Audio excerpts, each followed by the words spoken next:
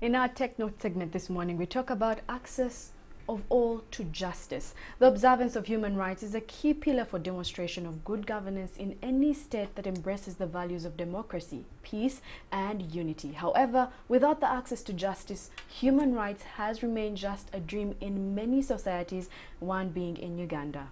Right, and so the Muslim Center for Justice and Law is spearheading a campaign to advocate for equitable justice for all as a precursor for true democracy, peace and stability as the country prepares for the 2021 general elections. Now in studio we're actually joined by Mr. Jafar Senganda. He is the president of the Muslim Center for Justice and Law. So we are going to have this conversation. The hashtag is Morning at NTV. Join in and send in your questions. We'll look at them. Thank you so much for joining us this morning. It's a pleasure. So the first question to you would be, why now? Why are we seeing you people wake up now? And yet last year and the year before, we were having, headlines in the dailies, on the news, where we're having Muslim sheikhs being murdered as well. Cases that have still gone, unanswered or pretty much without justice being found. So why now? Thanks for that good question. We have been spearheading a number of initiatives to see to it that Muslims are fairly treated in the criminal justice pathways.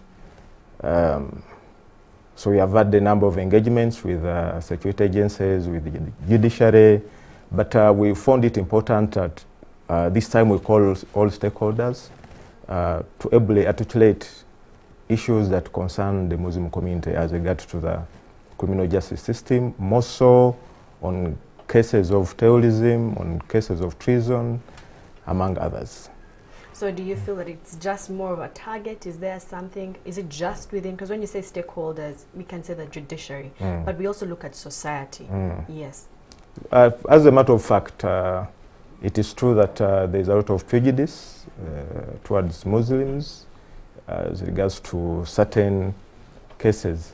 When you look at the composition of Muslims in Uganda, the census put us at around 13.5%.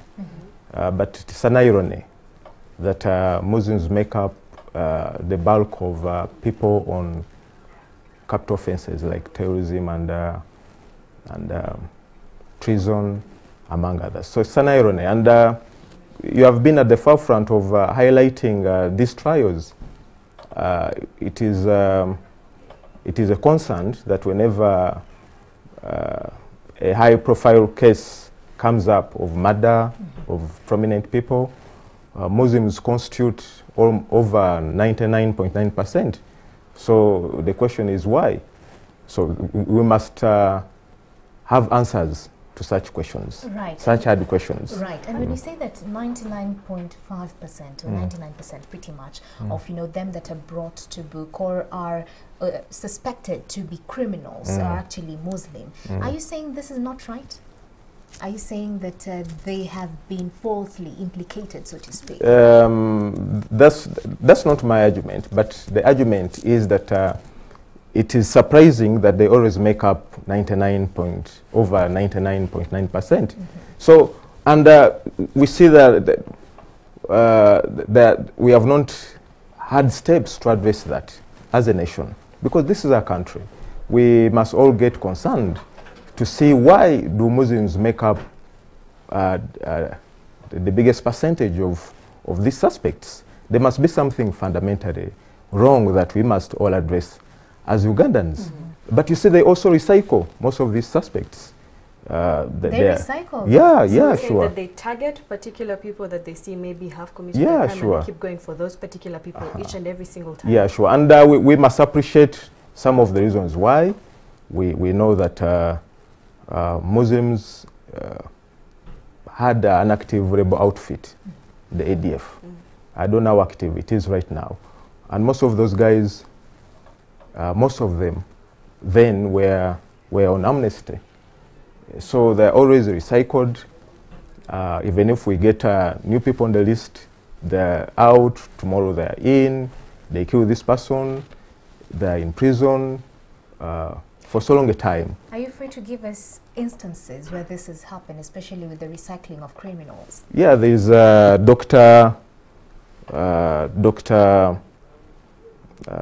name is Hofed, but there's also Mbazira, Shei Mbazira.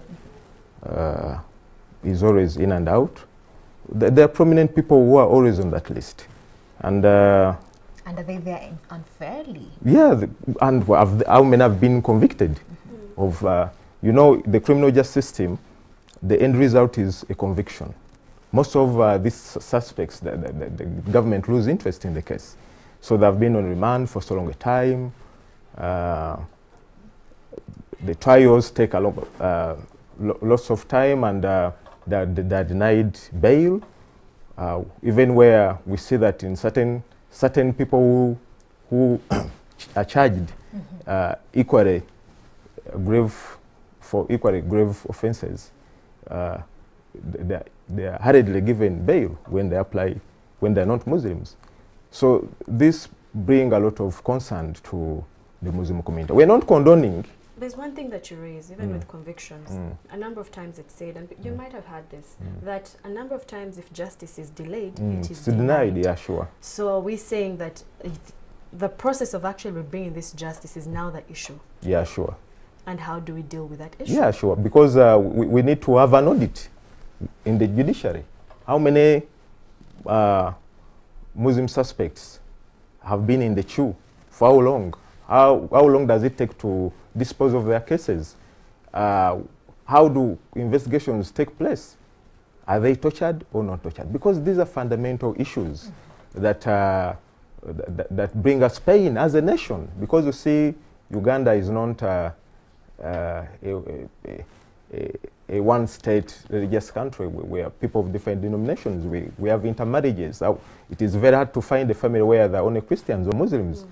So there must be deliberate efforts to clean the judiciary. Yes, those who, if there's enough evidence that is brought up by the prosecution, let people be convicted.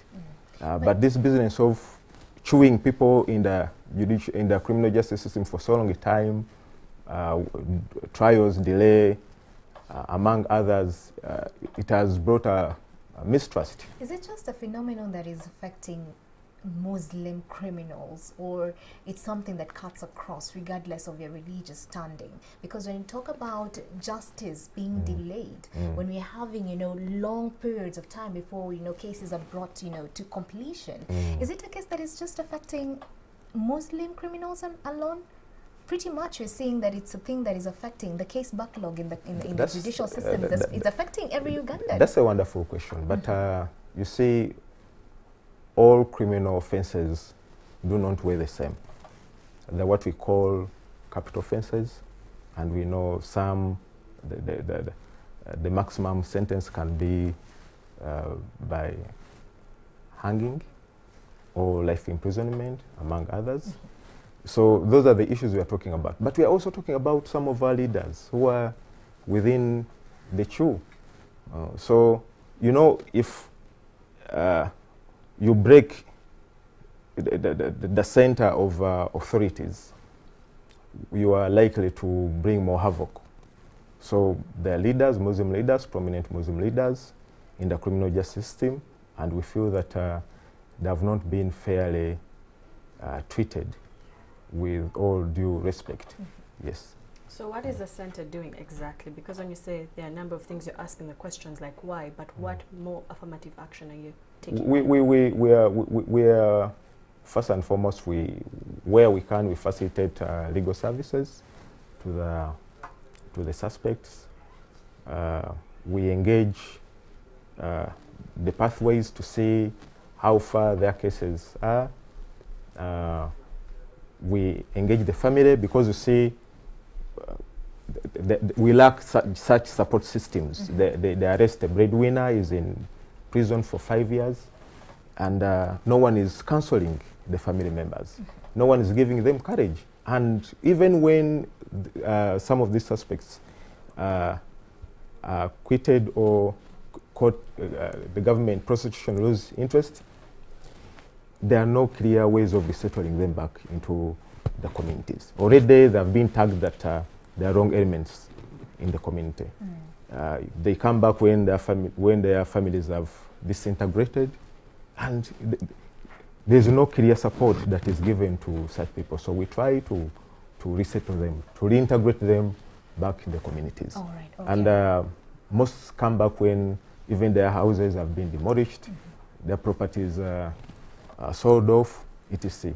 So you aid in the sure. smooth reintegration sure. of these people back to the community. Yeah, sure. Let's talk about what the Muslim religion stands for, because we've had cases, and it's not just a matter of Uganda, but you know, globally, where we've had cases of radicalization, where you know, young people are taken out, you know, they're taken through this process of, you know, radicalization, trained in terrorism acts and stuff like that, and then brought back, so to speak. Yeah, sure. What's your comment on that? Yeah, Islam stands for peace.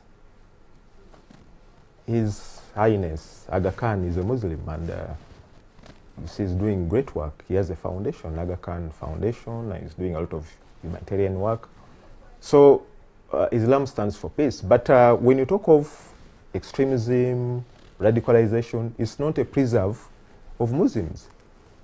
That's the weakness in humanity. You see people who are shooting others in the US, the recent killings in New Zealand, the events in Germany, the world wars were not fought by Muslims. These were Europeans, the First World War and the Second World War, that had catastrophic repercussions to the universe. These were not Muslims. But you see, each generation, I think it is true that at one time, many Muslims were misled into acts of terrorism, like another religion. Yeah, because we have such guys in all faith groups, or even in political parties, or in our cultures.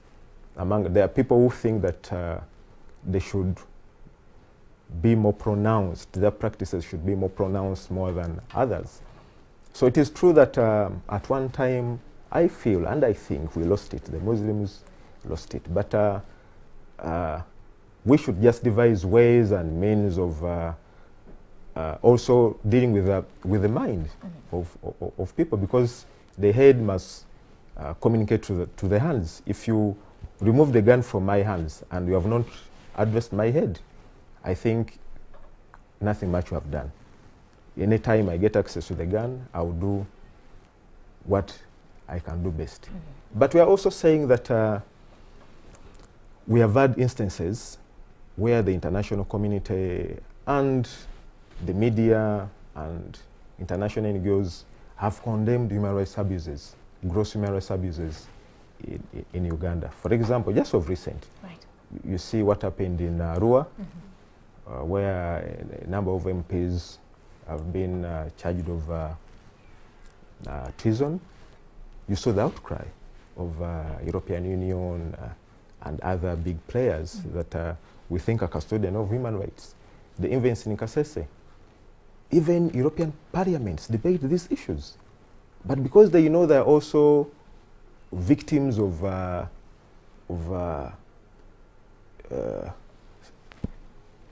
not being fair to the Muslims in their criminal justice system, less is condemned. So we feel that those are double standards. We should all be treated as one people, because we are human beings. That's the first point. We are all human beings. Yeah, we are all human beings. All right. Now you mentioned the fact that the entire justice system, something within our country needs to be done. Yeah, sure. But if we were to rank it with other states within just East Africa, where would we put Uganda's justice system? I think your side. Because we're going to come out and say we're doing bad. No, we are trying. No, for sure, there are no extrajudicial killings like in some of our neighboring countries that we appreciate. I know the Chief Justice has come up with a number of reforms in judiciary, and but we are saying still we need to address this issue, because you see, law is a set of rules that govern a country. Let us respect those rules. All right. So we shall not cry. For example, if I'm arrested for charges of maybe terrorism, let people be satisfied. Because the moment there are loopholes, then all of us will misinterpret the interest or the practices of judiciary. So that's what we are saying. All right. As we gear up for, the elections come, general elections come 2021, and of course, in line with this, the launch of this particular campaign. Yeah, sure. What are you doing to ensure that the young people are sensitized enough not to be, caught up in such, offensive acts, so to speak? What are the, mosques and the leaders in there, the sheikhs? Yeah, we're working with a number of religious leaders, good enough, many of them, if not all of them, in for peaceful coexistence. We have had His Eminence, the Mufti of Uganda, is a member of Intelligence Council of Uganda. I think he's the current chair, spearheading peaceful coexistence. So it is, the onus is on us to go back to schools, to go back to our madrasa centers, to go back to our secondary schools, to go back to our mosques and tell people that this is our country, it is for all of us. But the reverse should also be true. We should learn to live with others. I always make a case that if Christians today began killing members of other faith, obviously we will not survive because we are a minority. So let us try to create a peaceful environment for each one of us. And they must be, we always tell youth that there is a direct connection between job creation and peaceful environment. Money does not want noise. Money does not want insecurity. So if we want to put our country forward, we must all condemn acts of violence, acts of terrorism, acts of assassinations, among others. And as we just wind up this, we have a number of people watching, Christians, Muslims, a number of people from different faiths and walks of life, and all that we have seen in the news day in, day out, internationally, and even here as we see all the arrests that are being carried out. What's that one thing you'd want to change? Because you did mention it's a mind thing, yes? What would you want them to think about the next time that they think of justice within our country? They should be just. Justice must be just. I think that's what I would tell them. All right. That justice must be just. For example, I like the way NTV reports. If it is a Muslim issue, you go report it. If it's a Christian issue, because this is a country. And we call upon all stakeholders to support our call of a quick and transparent justice system. All right. Yes. Okay. Thank you so much for coming in studios, Mr. Jafar Senganda. He is the president of the Muslim Center for Justice and Law. Thank you so much. Welcome. So that's it for our conversation here on Take Note. I'm sure that you've listened in case you have a friend who is caught up, in any justice issue. Of course, the center is here for you. Make sure that you get in touch with them. The hashtag is Morning at 10 TV. Keep your views coming. We look at them. We're taking a short commercial break. We'll be back with Reality on the Ground with David Rukasi. Don't move a muscle.